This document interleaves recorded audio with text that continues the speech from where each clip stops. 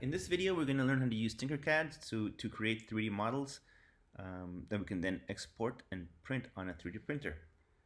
The first step is just to go to tinkercad.com. If you don't have an account, you should sign up first. You can use a personal account. There's several options. I'm not going to go into those in this video, but basically a personal account is fine. These other accounts are used for schools where you have one teacher managing a classroom of different students, and then you invite them to your classroom. So it's a little bit more involved in this tutorial. I'm just going to go ahead and sign in with my personal account. So this account is already registered and it signs in with Google. There's already a little bit here. If the first time you launch your account, there'll be a tutorial and there'll be a different setup here. But let's just begin by starting with a new design. So we have some different options here in Tinkercad. There are really cool things to do in circuits and code blocks. However, this tutorial is limited to 3D modeling. So let's get started. Okay, before I start doing anything on here, I'm going to just say that Tinkercad and other 3D modeling software really works best when you have a mouse. Using a trackpad and on a computer, it's possible. However, you have a lot more dexterity and if you're able to move around with a mouse, you have a mouse wheel. It just has more buttons. The right button click will do some things that we can cover in this video as well. First of all, this is the work plane here. This is where you assemble all of your pieces. If you have a mouse, you can use the mouse wheel to zoom in and out.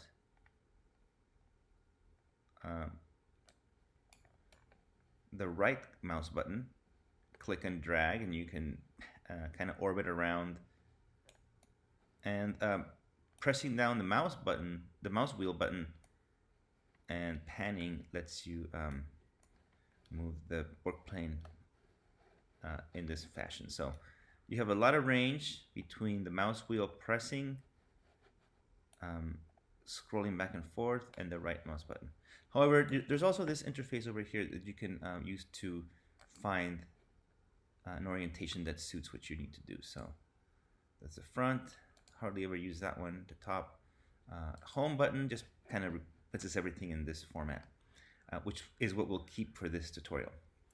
Another thing to notice is that down here you can edit the grid. So right now it's set to snap to 1 millimeter, which is fine for most usages. However, if you have more designs that require a little bit more precision, you might want to switch it down to 0.25 or even 0.1. It just means that each step, as you place a shape, will basically increment by this amount. So it can go a little bit slower, but it's more precise. So I'm just going to keep it at this 1 millimeter grid for now, so it snaps into place. Okay. All right. Next thing, let's start learning how to use this the basic shapes. So you'll notice right away that Tinkercad has some basic geometry solids here that we can use. However, you can create a lot of different things with just these primitive objects. A cylinder, a sphere, that can be combined to make all kinds of stuff. So let's just learn how to use the basic tools. So by clicking and dragging a shape, you can put it onto the work plane. Now it automatically places itself flat on the work plane like that. So it's flush against it, and there's no space. If I were to drag a different shape, however, and I wanted to place it on top, there's a way to do it without having to manually adjust everything. So I'm going to undo that and show you how to add it by just dragging another work plane and placing it on top here. So now that work plane has been replaced. Our blue work plane has been replaced with this yellow one, and I can simply drag another shape and it is now placed on top. Now to replace my previous work plane, I can just go back and put it down here, and we're back to where we were. So now I have two shapes on a work plane.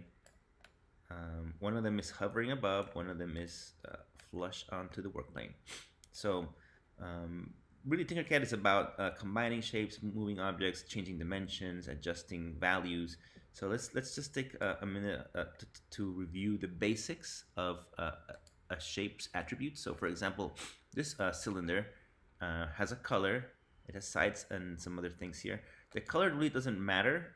It doesn't mean it'll print in that color. I can simply assign it a different color. And it just helps us kind of keep things organized on our work plane. There's some controls here that indicate the number of sides, so you can create a more a finer shape by increasing the number of sides, or making it rougher by removing those. You can also add a bevel to it, so this can become sort of like a sapphire or like an emerald shape kind of thing. And also the segments, which doesn't seem to adjust much in this case.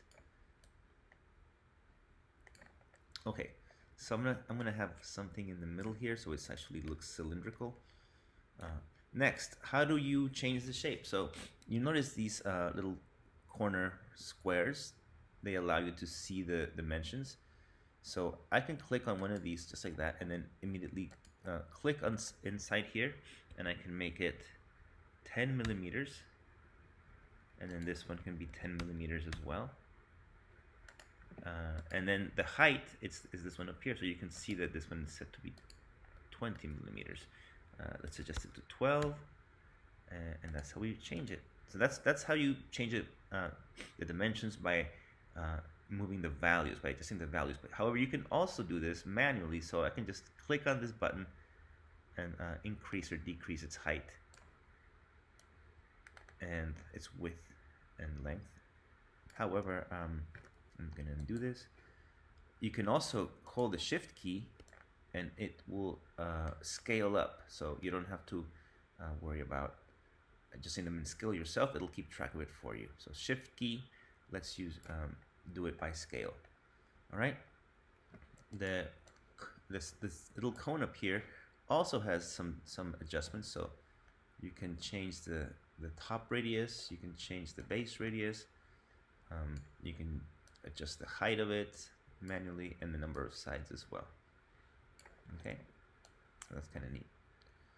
Okay, so that's how you adjust the dimensions. However, there's one more control here that's pretty apparent. It's this little cone, this little black cone at the top. Let's take a look at what that does.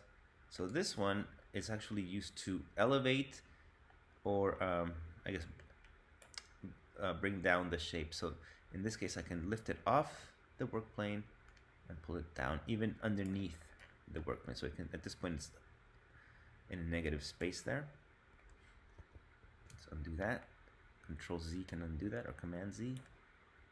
So this is good to nudge things up and down. And if you're unsure about how to nudge it, you can see that it already tells you it's 7 millimeters off the ground. So if I had to place it on top of a 7 millimeter shape, I would just basically take account of that other shape and adjust it accordingly. However, you can see here that I am now at 0, so that's where it should be. Let's bring in this. Let's bring this shape over here and adjust its actual rotation. So this one, this value lets us rotate it in this axis, and there's another one here that lets us rotate in this axis. The further out you hold out the mouse, the more precision you have. If you hold it really close by, it goes by larger increments. And there's one more over here, so that's this one. It's a little hard to move. Yeah. So X, Y, Z axes lets you control that movement. All right, next thing, alignment. So let's say I wanted to make a simple shape here. Let's grab a square and let's get another square here, a cube, sorry. I want these shapes to be aligned. So right now, if I look over here, they're not quite in alignment. If I click and select with the left mouse button, I can get both of them in the same marquee, and then I can go to this button up here, that's the align tool, or the button L, the L key, and then it brings up these indicators. So this basically says to which edge do you want to align. It could be down the middle, down this middle, and a different, or even on a z-axis. So that's the one I want. Now they are aligned. And then if I do it this way, they're going to align down the middle, which means they'll kind of combine together. So I don't want that. Okay, let's do it. Let's do that again, but let's repeat that with more elements. So I'm going to actually show you how to duplicate now. Let's go over here and see this button over here. It says Control D to duplicate and repeat. It did duplicate. It was hard to see, but if you just do that the second time, it learns how you want to do it. So there are now a number of cubes. Select them all, go to Align, and this middle one aligns them this way. However, I could also, let's say there were different sizes. Let's say this shape was more like this, and this one was a little bit longer that way or thinner. Yeah, let's just kind of give them a little bit different dimensionality. And then I can select them all, and I can align them to this edge, to that edge. It gives you a sense of where things are at. I can also align them in this direction. So let's click off of them. Now I can make this one smaller or reduce the height. So there's different heights to them now. Yeah, just kind of adjust them all a little bit differently. And then I can do the same align tool and then line them this way, the top edge, the bottom edge. That gives you a range of, a sense of the different options for aligning these shapes. Okay, so I'm going to delete all of these now. And then let's actually build something that we can export. Those simple tools, aligning, oh yeah, one more thing. Let's try to actually punch a hole out, which is really fun. A lot of what you do in Tinkercad is not so much building and combining shapes, but also removing space. So in this case, I've combined two shapes here. Cylinder and the cube. If I select all of them, and I select this button up here that says Group or Control G, they automatically become one shape. And then I can then manipulate this one shape. I can duplicate it and do a whole bunch of other stuff with it, like repeating what I just did and then grouping that one. So you can group things any number of times and do all kinds of fun things. So now this behaves as one object. Okay, now let's say you were had second thoughts, maybe you don't want this. You can always undo, and or you can just simply select them and ungroup it, and then it now becomes separate geometry again, and you can redesign it as you wish. Okay, now my favorite is actually punching holes out. So any of these shapes could be their own. They could also exist as holes. So let's make this guy a little taller. Let's get rid of these other shapes here. Just delete button deletes them. I'm going to bring in a sphere. Okay. So I want the sphere to kind of be inside of this cube. So let's see. The sphere has some controls, like you can control the steps, not so much the radius here. Let's insert it here like that. Yeah, that's what I want. Something like that. However, it's not quite aligned, so let's select it all together and align it to this center, to this center, to this center. And now I should have a shape that's equal on all sides. And then I can make this sphere into a hole. So now it is no longer solid space, it is empty space. However, it's not really punched out yet until I group both of them and I commit that hole. So basically cut it out by grouping a hole with a solid. And now that it's grouped, it's much more visible that it's a hole, and I can then move it around and it'll preserve its all the other dimensions, so as we had. Okay, that's how you make holes. Oh, it's underneath, so all I have to do is lift it up, back down to 0 here, and that's where it's at. Yeah. All right, that's how you make a simple shape and use holes to combine it into different objects. And then finally, if you were going to export this shape to 3D print it, you click up here. And what you want to do for the MakerBot printers in the CodeNext lab is to export it as an STL file. Okay. Now you'll notice up here that it has a name that's automatically generated, Cool Bruticus. You can just click on that and call it whatever you want. Okay, a couple of other things you might want to try here before we conclude this tutorial. You can also work with text. So here's a little bit of text. In this interface, I can change it to say something different. There are not too many options for fonts, but they are there. You can manipulate the size and orientation, as in you saw with the other shapes.